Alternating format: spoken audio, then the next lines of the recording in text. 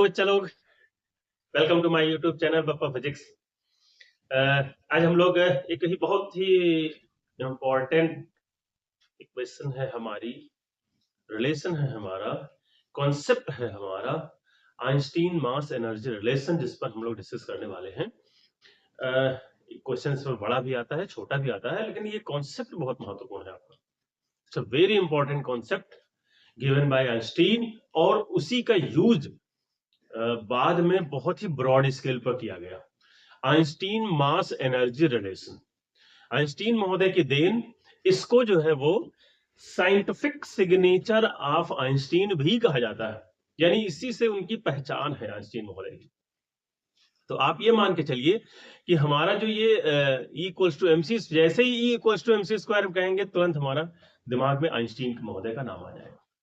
बहुत ही ज्यादा इंपॉर्टेंट। और दूसरी बात ये कि इनकी जब स्पेशल थ्योरी ऑफ रिलेटिविटी इन्होंने डिस्क्राइब किया, उसी का कॉन्सेप्ट इसमें यूज किया गया, E equals to mc square.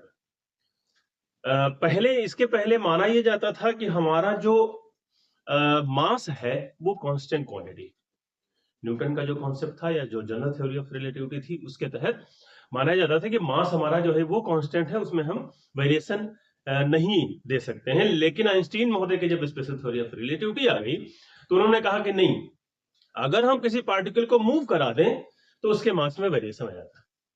बस यही कॉन्सेप्ट यहां पर यूज किया इन्होंने E equals to mc square को डायरेक्ट करने के लिए। तो हम चलते हैं इस पर।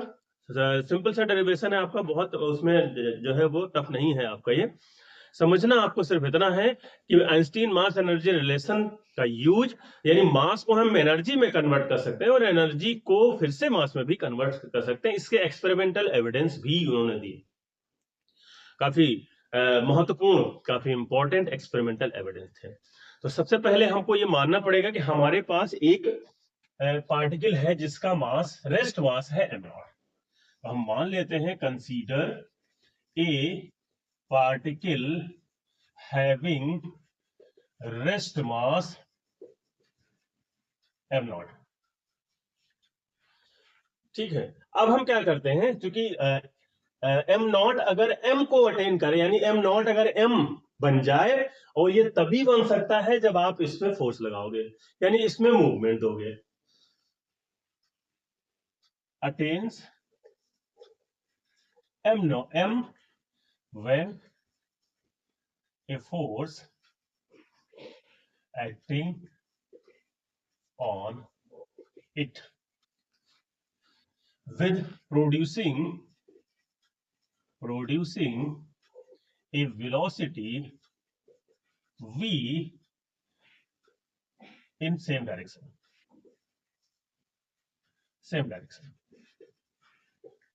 उसी डायरेक्शन में वेलोसिटी भी प्रोड्यूस करेगी। एफ लगाओगे तो जाहिर सी बात है, फोर्स लगाओ, कोई पार्टिकल रेस्ट पोजीशन में है और आपने फोर्स लगाया तो डिस्प्लेसमेंट उसमें दिया, डिस्प्लेसमेंट देंगे तो मूवमेंट आ जाएगा, यानी भी आ जाएगा आपका। तो हम मान के चलते हैं कि जब आपने फोर्स एफ लगाया तो छोटा सा डिस्प्लेसमेंट उसमें आ गया।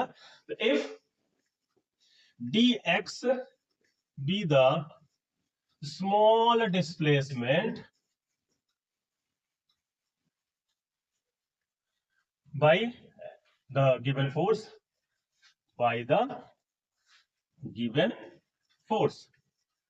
तो आपको पता है F।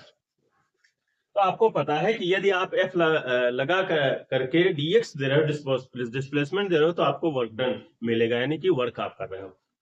कार्य बराबर बल गुणे विस्थापन, यानी work equals to force into displacement होता है। सो स्मॉल डिस्प्लेसमेंट, अगर हम बात करें स्मॉल डिस्प्लेसमेंट dw की, तो ये हो जाएगा F इंटू dx। मैग्नीट्यूड हम लेकर चल रहे हैं यहाँ पर, वैसे F डॉट dx होता है, तो F इंटू dx आपका ये हो गया। अब न्यूटन का सेकंड लॉ लगा दीजिए।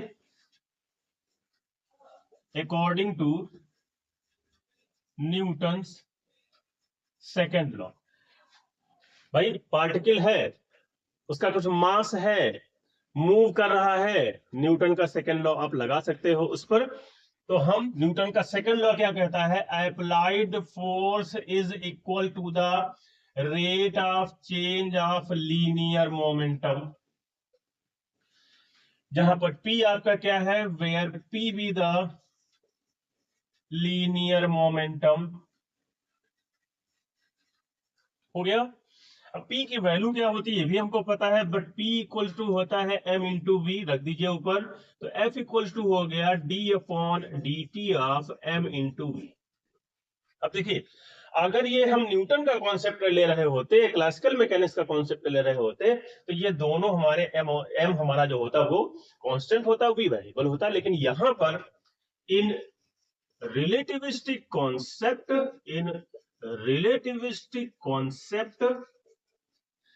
M and V both are variable quantities, तो अगर ये वेरिएबल है तो हम क्या करेंगे, तो इसका differentiation, then F equals to हो जाएगा, फर्स्ट सेकंड से करिए, M into D V upon D T और plus V into D M upon D T. इसको हम इक्वेशन नंबर दे देते हैं 2। अब F की वैल्यू पुट कर दीजिए इक्वेशन नंबर 1 में। Putting the value of F from equation 2 इन 1 में पुट कर दीजिए। तो dw आपका हो गया, F की वैल्यू पुट करिए, M dv अपॉन dt और plus v dm upon dt और बाहर है आपका dx, इसको इन कर दीजिए। तो dw equals to M into dv upon dt dx और plus v into dm upon dt और इंटू dx। इसको इंटू में लिखा हुआ है इसलिए आप इसको चेंज ऑफ वेरिएबल्स के तहत इधर उधर कर सकते हैं।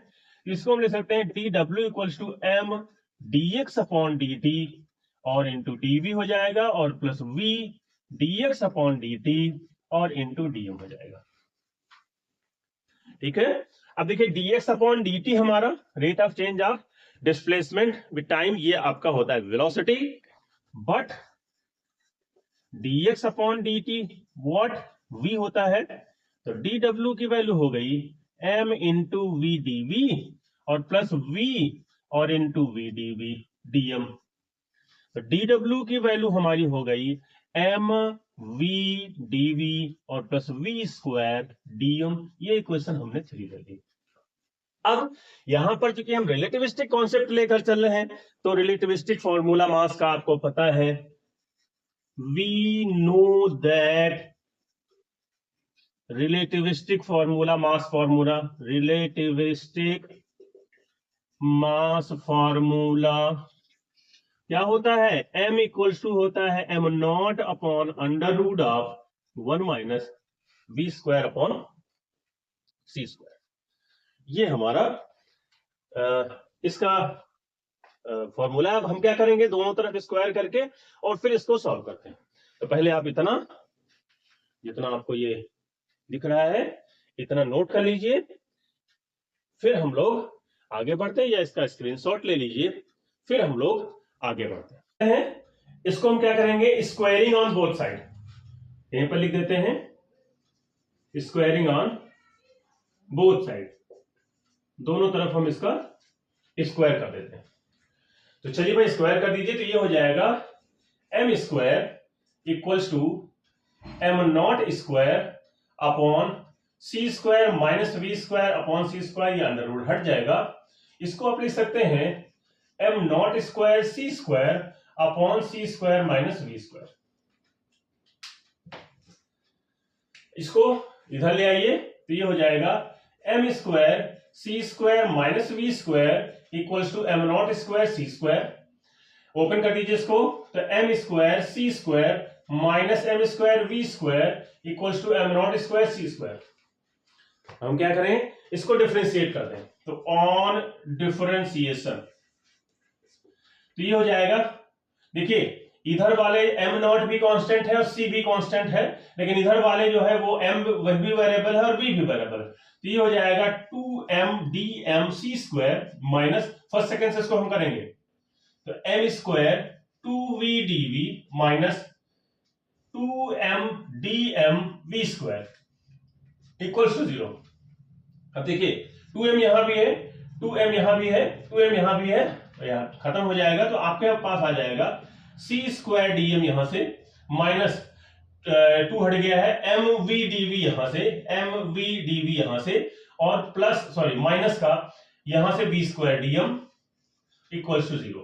इसको हम उधर ले जाएं तो ये हो जाएगा c² dm equals to mv dv और प्लस का v² dm, ये इक्वेशन नंबर हम इसको दे दें 4। अब जरा देखिएगा आप, इक्वेशन 3 का राइट हैंड और इक्वेशन 4 का राइट हैंड साइड इक्वल है।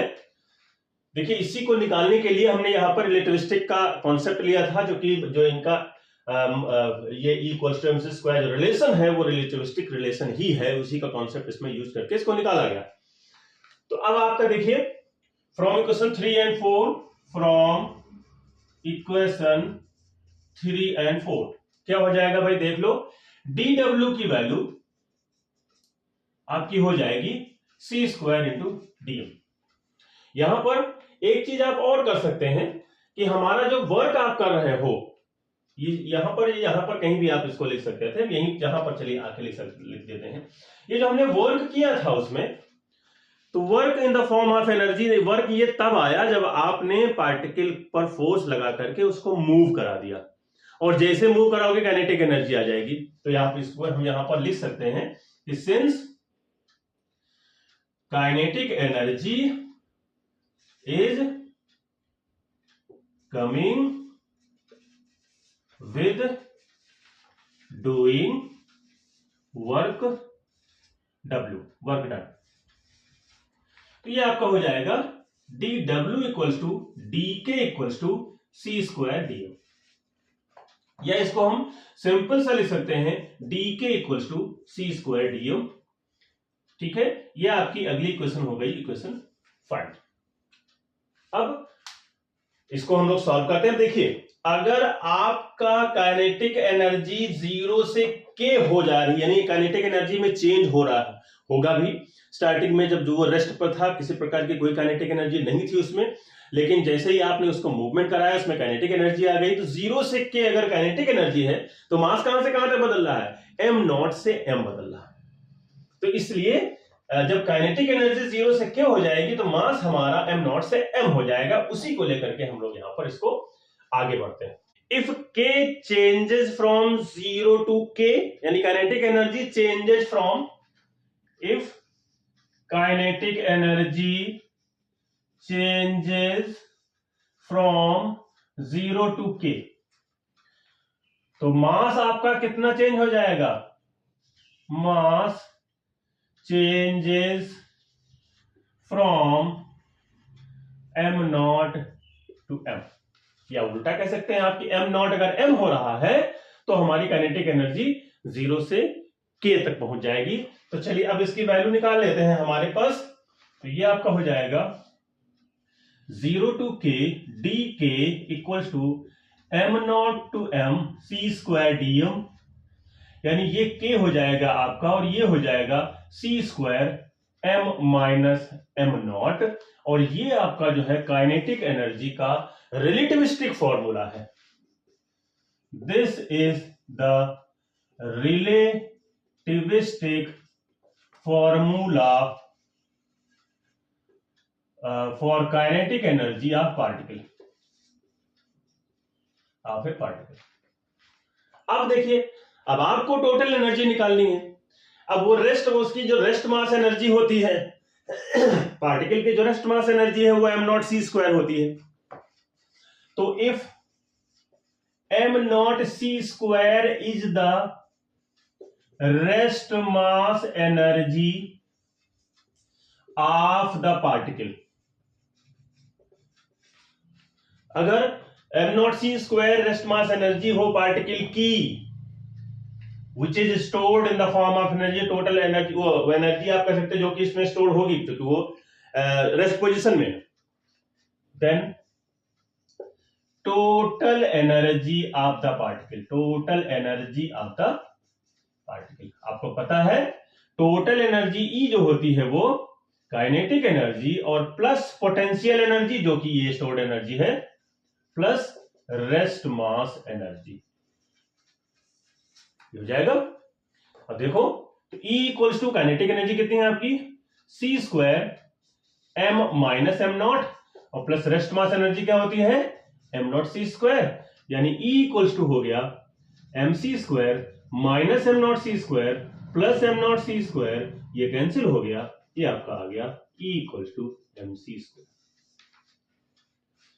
ये हमारा एक महत्वपूर्ण वेरी इंपॉर्टेंट रिलेशन है आइंस्टीन मास एनर्जी रिलेशन। अब आपको मैं इसका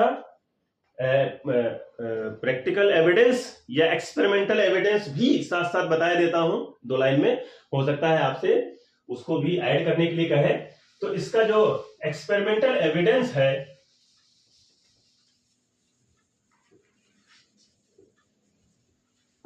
बहुत ज्यादा महत्वपूर्ण है इसका एक्सपेरिमेंटल एविडेंस, और वो है आपका